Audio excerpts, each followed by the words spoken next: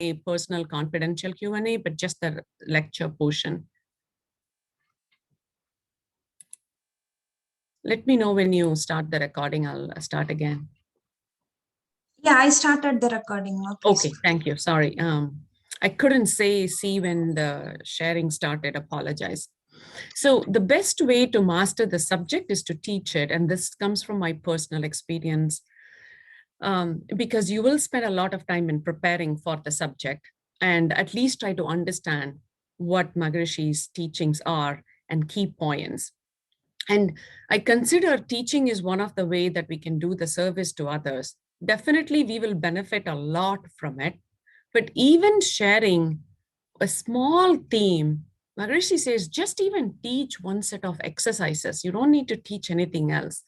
So even helping somebody improve the physical health is going to be immensely helpful. So we all have to think about one of the ways to serve others is to start teaching. And of course, leading by example for other new masters, especially for other women masters.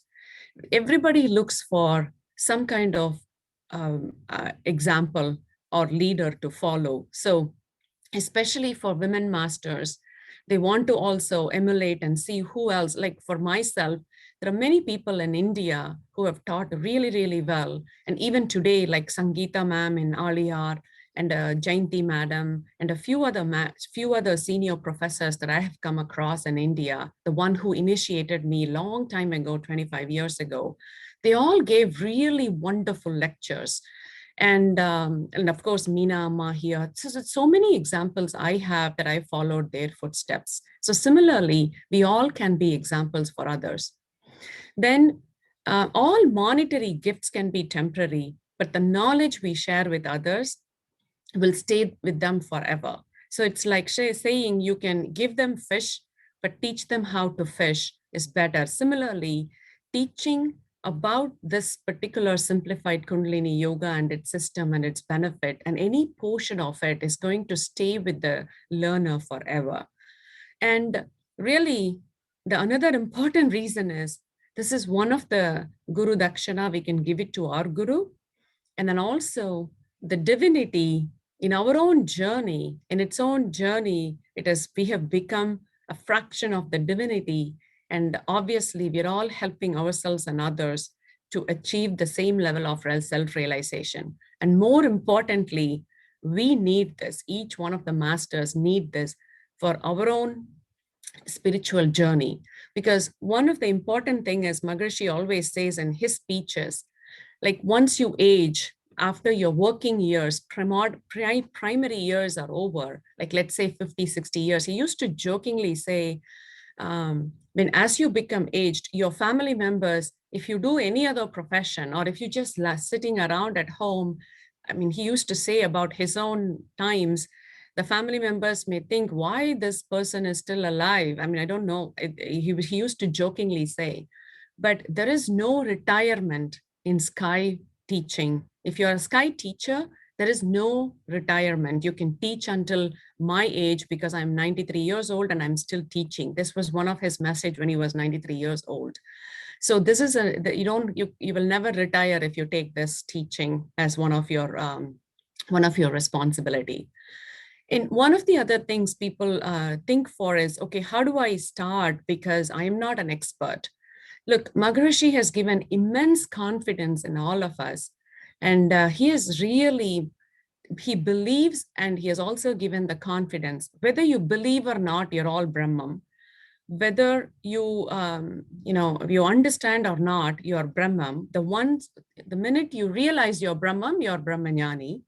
Same way, he also has empowered teaching to us with the confidence that we all can start small and we all can teach. So we are taking his message.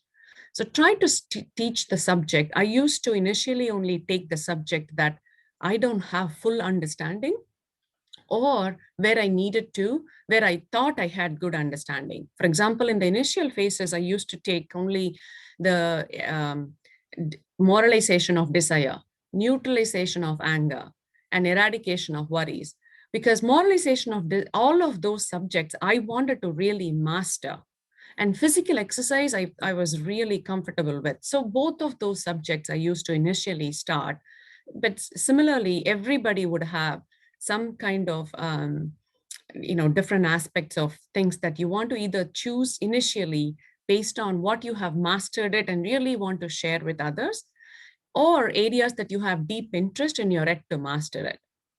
And the most important thing I'm going to remind all of us is we have to shed the ego that it is me who's teaching. It is really, we are taking Maharishi's message as a tool and as a service to him and for helping ourselves and also help everybody else that we are taking the message. They so that speaks to the why. How, if you know Tamil, if those who are in the call or anybody who's listening, if you know Tamil, listen to Maharishi's Pechukalai. He has, I think it is available in YouTube, otherwise I'll try to find somewhere and try to share it. Maharishi really nicely talks about Pechukalai, and he teaches it. He spoke about this to masters in the master's course, and he also uses it in the refresher course also. And some of the concepts, most of the concepts I have taken is from actually his Pechukalai only, because it's important to take some of his principles and take it to the audience here. The other one is understand the audience. Wherever you're asked to give a speech, location, whether it's online or physical, and which country, the age group, and this is also important because I've made some mistakes in the past, like when I'm taking classes to Kayakalpa class to, let's say, 14-year-old only. Yes, the Kayakalpa subject was great, the way I delivered. I think it was fine because I covered all the points, but I could clearly tell, and I asked the parents to give me feedback, and they said, you know what, for the children it was a little dragging because we speak for about an hour or so, and nowadays children, they don't listen to an hour. They listen only for 20 minutes. They have a short span of attention. So then it was a great learning for me, and I haven't still mastered it for teaching very young children and also 14-year-old, and that's something I learned about myself and I need to practice.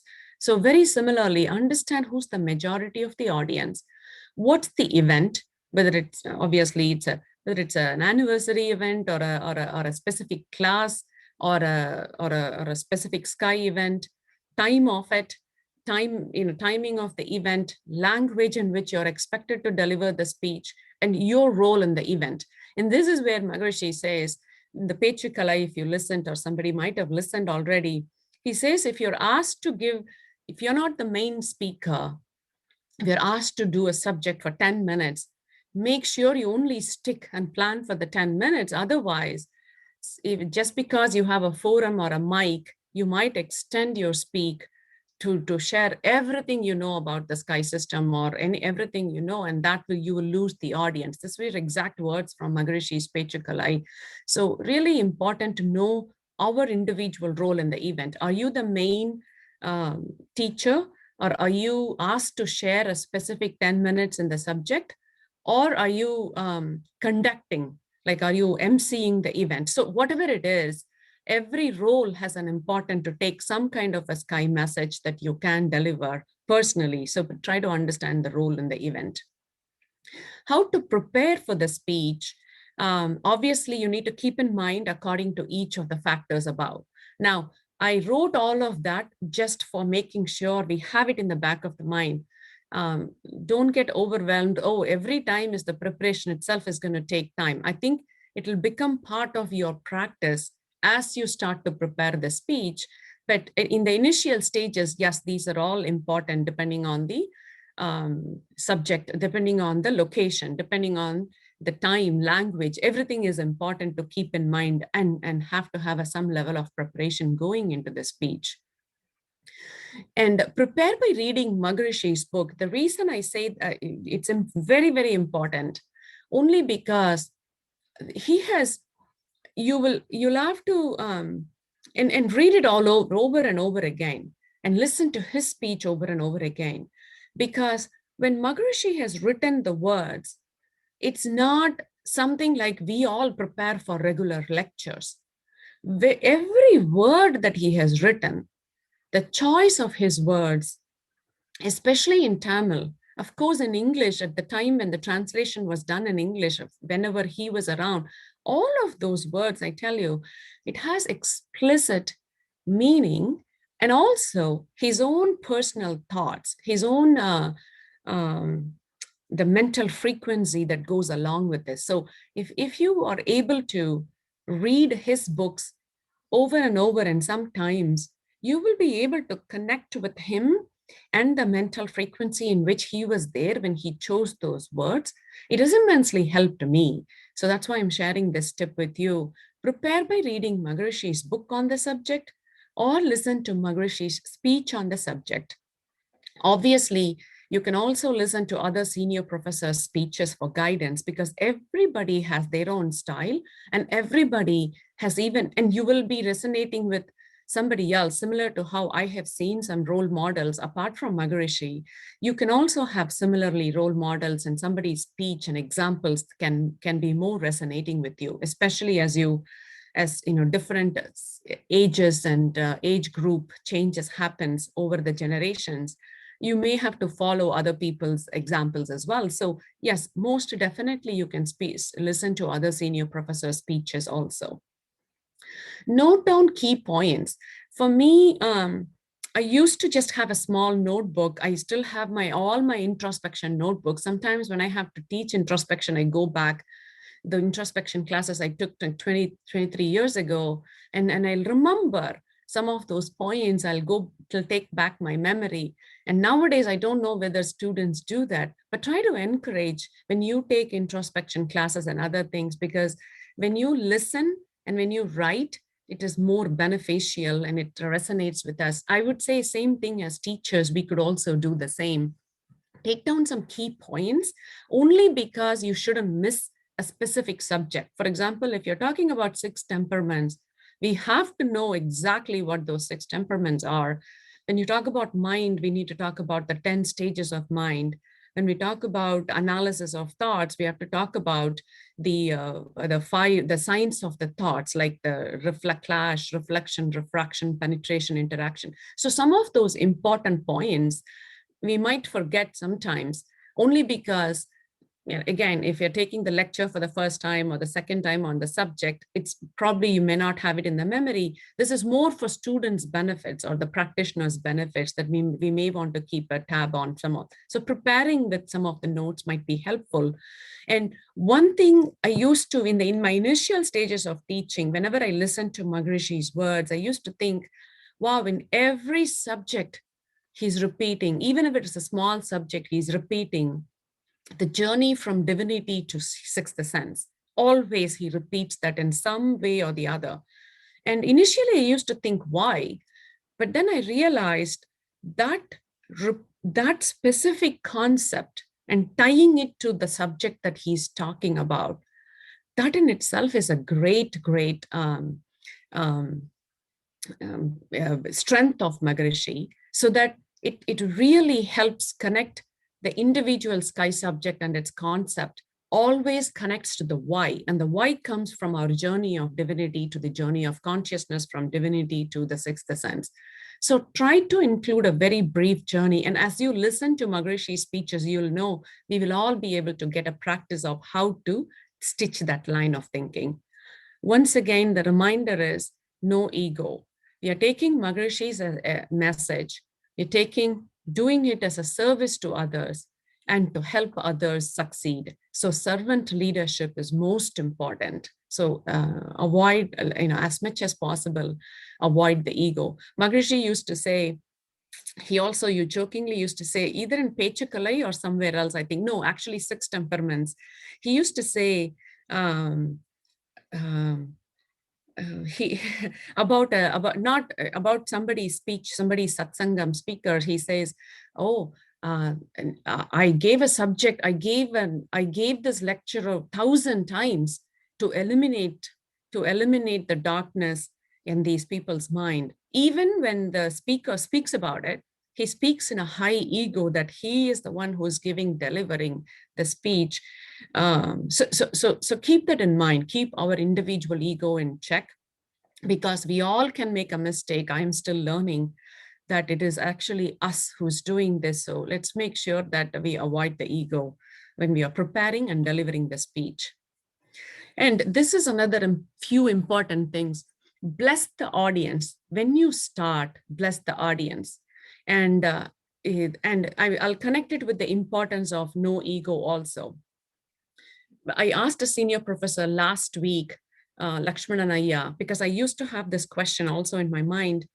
Um, when he delivered the speech first time in front of Maharishi, how, how he felt. And he gave an example. Yes, Maharishi put me unexpectedly to give a speech to a large audience. And after that speech, because of my right and the way I behave with Maharishi, I asked him, what, Maharishi, you just put me on the spot. You made me give a lecture right away. And then Maharishi gave a great answer in the sense, first of all, shed the ego that you are teaching, connect with the audience, bless the audience, think that the audience are all divinity. Anivarum Brahmam. Everybody are the fraction of the Brahmam. When you look at the audience, when you bless them, when you connect yourself with the divinity and bless the audience, the words will come through you. It is not you, it is the divinity who is using you as a vehicle to take the message that you needed for the audience. And if you maintain that, first of all, you won't feel fluttered, because everybody might have that speaker's anxiety. um, Everybody, then you won't think that it is you who's doing this, and then it'll be the words that you use depending on the subject, or whatever the subject is, will be useful to the audience and the brahmas in front of you. So that's a really good way, really humble and excellent way to prepare for and deliver the speeches. Maintain brevity. And again, knowing the audience, knowing the subject, knowing your role will be important. So keep the brevity. Avoid repeatedness to the extent possible. This was the mistake I did, obviously, in the Kayakalpa course I talked about a couple of times. Because in the way we provide lecture, we used to do that repeatedness of explaining the importance of sexual vital fluid as an example. So try to avoid the repeatedness and give credit to the sources of examples. Like whether you use Maharishi's examples or other senior professors' examples, you have to give credit to the other senior professors. You're listening to thousands of speeches. And if you're taking an example of somebody else, please do give credit, because that's also keeps our ego in check. You can say Lakshmanaya said this, or Minama said this, or this is just a way to say, okay, we also learned from everybody else. And also be authentic, because you can be very honest as to how you grew and what is your still a struggle. We are all still working on moralization of desire and neutralization of anger. So all of that, you can be very vulnerable, empathetic to the audience, and be authentic. And with all this, I think each of us can start small, and really along the way we can grow and become, first of all, give confidence to ourselves to take Maharishis to the world, to the entire world, Maharishis concepts to the entire world, because the world needs, out of the 7.8 billion people, only maybe 7 lakh people, or somewhat along the lines, only not even 1 billion people know sky. And with Maharishi's dream of world peace in 150 years, we need a lot more teachers who are willing to start small and share the subject, and especially women masters, only because we can be a lot more of an example, and we can really, really help. If 50% of women in Sky, 50% of, I hear from Damodaran sir, there's a lot more women masters also, but those who are doing services are very, very less. So really, let us really try to help each other and help all the women masters also come to the service, even if it is small. It would be immensely benefit for themselves, their family, and for the larger society. Be blessed by the divine. Varga Valamuda.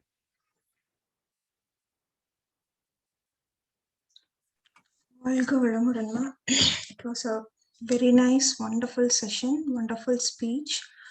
And if you have any questions, the audience, if you have any questions, please you may ask Professor Meera.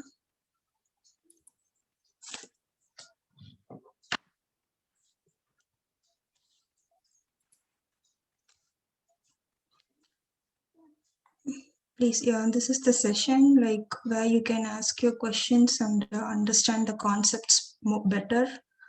So I request the masters to ask questions if you have any, or if you want to discuss something on this topic, or if you have any more ideas on this, please you can share your suggestions too, please. And if it's any other subject, any other feedback or discussion, we can stop the recording too, because we want to be really have an open forum with the teachers